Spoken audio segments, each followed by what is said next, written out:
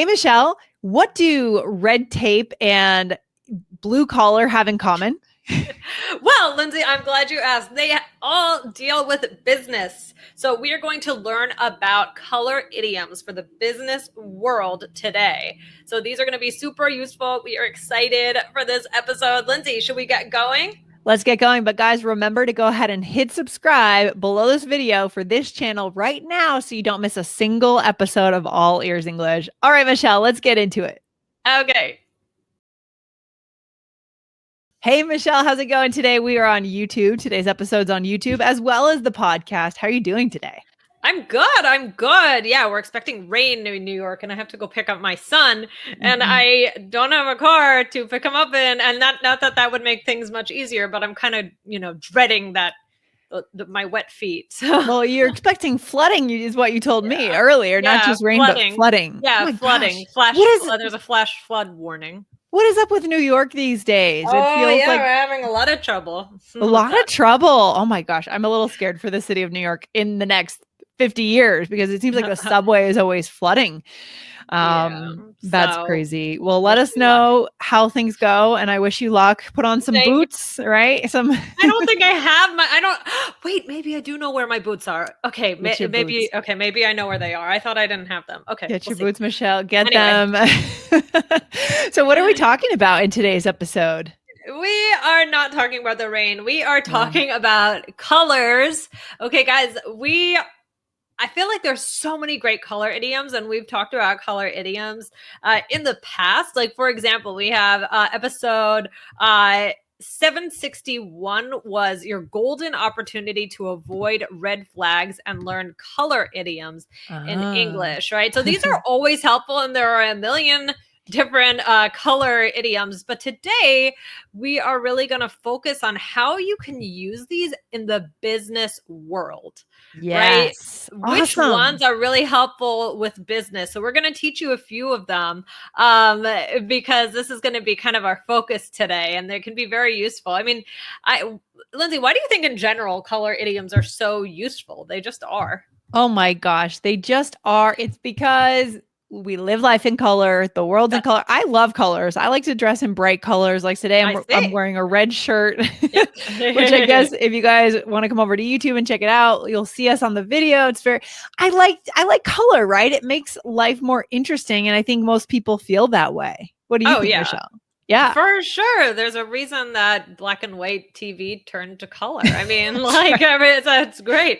But I mean, in business, I think these can be useful for a few reasons. I think they can make you more descript, right? Mhm. They can help you with that. I think they're good for like imagery, putting Yeah. like, because when you say a color, somebody gets that image in their head. So Yes. I think that that can really help with that connection skill and kind of forming those images. Um, Mhm. and I also think they sound very professional, these. Ooh, okay. I'm looking forward to seeing what you mean there because we want to help our listeners sound competent and confident and professional, right? Absolutely, of course, guys. So, all right, without further ado, let's give you some. Okay, let's do it, Michelle.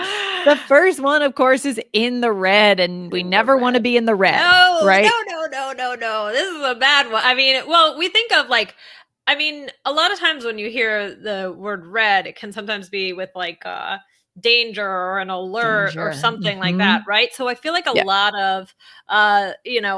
of idioms, I mean, maybe not all of them, Yeah. but could deal with that kind of idea. So, but this one certainly does, right? In the red. So this means to be in debt. You owe money, right? Yes, that's right. Exactly. And your accountant might tell you this, Yeah. right? Oh, Anyone that I is hope running your numbers, maybe you're running your business and you don't realize that you're actually in the red. You need someone to tell you that and say, hey, wake up. You're in the red. You need to cut costs or make more money. Those are the two options.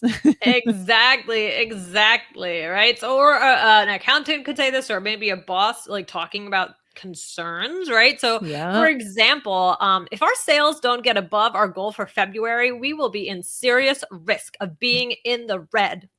Yeah. And, I've seen this being talked about in the startup world, like bleeding money, right? Really Ah, just spending money. I know a lot of these big tech companies, from what I understand, is that they run in the red for the first few years. And they understand that until they get their investors because they know they're going to scale and they're going to be huge eventually. But they just lose money and run in the red for so many years. And they actually get a good valuation, even being in the red, as far as I understand it. It's That's interesting. interesting. So yeah, sometimes it could be kind of expected or Like just a part of the process. Yeah, right. exactly. We're going to move from red to green to red to blue to white. Okay. Okay. Whoa, Michelle, you're taking me all over the rainbow in that case today. All right, I'm ready. Exactly. So this one for green is to give something the green light. Yes. So to let something go ahead. And I've also heard this, Michelle, being used as a verb to green light something. Yes. Yeah. To green light something. I've heard that as well. Yep. I love that. Michelle, do we have a sample sentence for our listeners? Let's do it. So I'll give this project the green light once you present me with the budget. Okay, it's all about the budget, right? It's always about the money.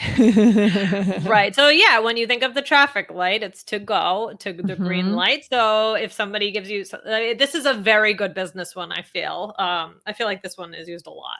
Yeah, a lot of these. It's about it's about the traffic lights being applied to the business world and business life. And then the next one, this drives me nuts. Red tape rules bureaucracy. Yeah. Yeah. These formal rules. It's often like when I hear red tape, I think about the government a lot. Like totally, the restrictions and the rules, and it's hard to sometimes get things done because there's a lot of red tape.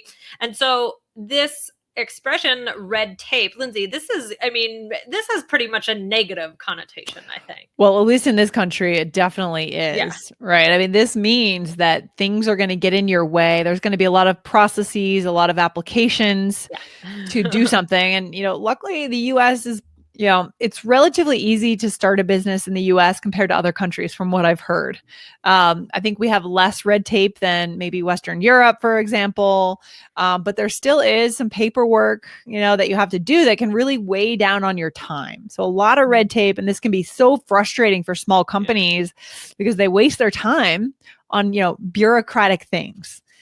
Right. Yeah. And I think also like when I think about like construction. Oh my gosh. Yes. Sometimes things can move very slowly, and it's usually not about the actual work that needs to be done, but about the red tape. When I think of red tape, I just think of an application sitting on someone's desk in the bottom of a pile of like 100 other applications to get something done. And that's one of many applications that needs to happen in that one project. And it just makes me feel, frustrated.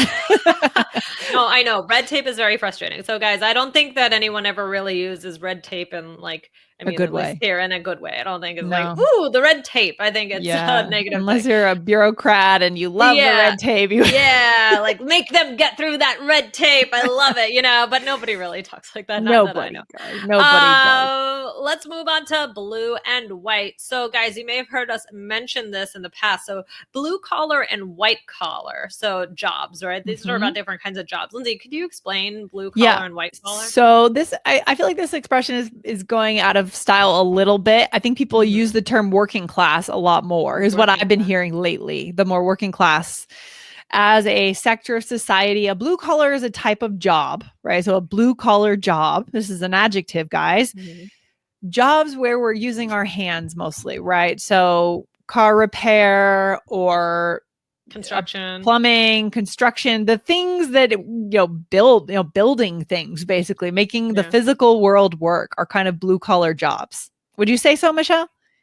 Yeah, I would say that these are more physical. Like, so wait, so you're saying that you think blue collar is more associated with working class than white collar? Is that what you're saying? Yeah, I think it's the same. In my mind, blue collar is working class, but I think that now I'm hearing more of the term working class rather than blue collar. But maybe that's just what I'm hearing. I think both mean the same thing and they are both used. So, interesting. Yeah. So, for example, I had a blue collar job until 2010 when I switched careers. Yeah. And you know that our economy, when you were in school, Michelle, did they teach shop class? Oh, like in high school or? Yeah, in high school. Did they teach shop? Yeah, well, I mean, I was in a science class where we did but no, I don't remember there was a shop class Okay. specifically. I graduated college in 2000, high school in 2000, and they still had shop class where kids would learn to create things out of wood. So woodworking or any kind of a trade. It's like a trade, preparing you for a kind of trade school. Yeah, yeah, yeah. Yeah, the science class that I was in, we did a lot of woodwork, but it wasn't like it was making sciencey things and like it wasn't Okay. for the purpose of like learning a trade or anything. Okay, got it. So it's a little bit different. So it's Yeah. another job track, right? It's a different way to go with your career. And sometimes I wish I worked with my hands in my career because there's so much in your head and on the computer. It's sort of tiring at times, you know? Right, right. So that would be more of like a white collar job, Right. is like that Right. office job. But I mean, we don't have blue collar jobs, but also like we're not Yeah. just sitting at the desk. I mean, a lot of desk, I Yeah. guess. A lot of desk time. Yeah. I mean, But it's white kind of collar. different. Right. When I think of white collar, I think of someone getting on the train, commuting to New York City, sitting in a big office, corporate world, 9 to 5, Yeah, that type of yeah. job. Right.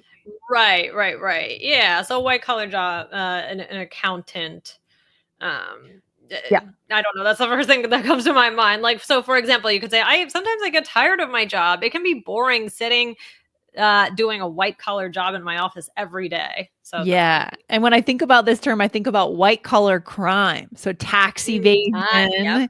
I think of certain ex presidents, that kind of thing, right? I mean, we don't know anything. We don't have any evidence on anything. But, I think of a certain type of crime that's usually treated very differently than other types of crime in the US. And that to me Right, is the crime right there, right? right, right, Yeah. right. Yeah, it's that is certainly a conversation topic. That's Let's a conversation topic. We won't get so heavy. I try to get so heavy. Um, yeah, we're just going through the colors today and business. keep it light with colors, right? Right, Yeah, Michelle? keep it light with colors. Yeah, Okay. so should we do a role play? All right, let's do it. Here we go. So today we're getting ready for a meeting with our boss. Here we go. Yeah. I hope she gives us the green light. I really think this would be great for our company. Yeah, but she worries about being in the red. Yeah, I think we just need to reassure her that we're confident we will profit. Yes, we need to get around the red tape, but I'm confident we can get it done. Yeah. So anyway, my husband just started his new job, moving out of the white collar world to blue collar. I think it's going to suit him more, though. He loves to move and he really hates the office. Nice. Okay. The idea of not having to look at a computer all day sounds kind of good to me. I don't know. It sounds Yeah. great. I think a mix is a good A is mix. Yeah, yeah. a I'm mix. sure people with more physical jobs have a lot of complaints too. And probably some body issues too, right? Eventually you have body issues. Yeah, sure. Exactly. Exactly. But so do you if you're sitting at a desk all day. Big time. Big time. All right. So the first thing I said here, Michelle, what? What's so funny? No, I don't know. You're just like big time, big time. Just kidding. Okay. All right. Yes, you said, I hope she gives us the green light, right? So we're basically coming to our boss with an idea and we're hoping that she says, yeah, go ahead, do it. Yeah, exactly. And you said, yeah, but she worries about being in the red, meaning being in debt or being not profitable. You're losing Yes. money every month, right? Mm-hmm. Yeah. And you said we need to get around the red tape, but I'm confident we can get that done. So you're saying we're going to profit, it's going to be successful, but we do need to get around that red tape. We need to get around the bureaucracy, the rules. Bureaucracy. That's kind of weird to say that word, bureaucracy, right? Yeah. All right. So then you said moving out of the white collar world into the blue collar world. So you're talking about your husband. He's changing. Maybe his former job was an accountant. Now he's going to become a car repair person or something like that. He's doing something different, right? Right, right, right. Exactly. So yeah, guys, these are the idioms. I mean, why? I mean, I think these are very, very suitable for the business world.